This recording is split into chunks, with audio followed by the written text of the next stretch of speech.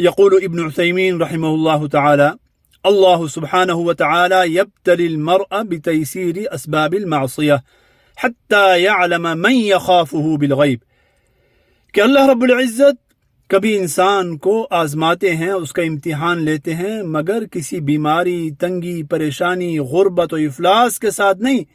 بلکہ اس طریقے سے کہ گناہ کے اسباب اس کے لیے مہیا فرما دیتے ہیں، گناہ کرنا بالکل اس کے لیے آسان ہو جاتا ہے۔ اب اللہ رب العزت دیکھنا چاہتے ہیں کہ آیا اس بندے کو میرے ساتھ محبت ہے یا نہیں ہے،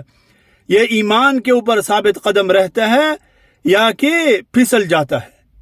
اس لیے کہ جب انسان کے پاس اسباب ہی نہ ہوں، جب طاقت نہ ہو، جب پیسے نہ ہوں، اس وقت تو ہر کوئی پرہیزگار بن جاتا ہے، اور پرہیزگار بننا جو ہے وہ آسان ہو جاتا ہے، حتیٰ کہ جو ظالم بھیڑیا ہوتا ہے، جس کی فطرت میں چیر پھاڑ کرنا ہے، وہ بھی ان کاموں سے باز آ جاتا ہے، اور وہ بھی پرہیزگار اور متقی بن جاتا ہے۔ اصل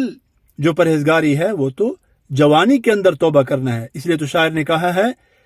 وقت پیری گرگ ظالم میں شود پرہیزگار، در جوانی توبہ کردن شیوئے پیغمبریس، کہ بڑھاپے کے وقت تو ظالم بھیڑیا بھی پرہیزگار اور متقی بن جاتا ہے، اصل جو شیوئے پیغمبری ہے، جو پیغمبری طریقہ ہے، وہ تو جوانی میں توبہ کرنا ہے، کہ سب اسباب گناہ کے میسر ہیں، آسان ہیں، لیکن پھر بھی کیوں نہیں کرتا؟ اس لیے نہیں کرتا کہ اللہ سے ڈرتا ہے، اللہ کا خوف ہے۔ دعته امرأة ذات حسب وجمال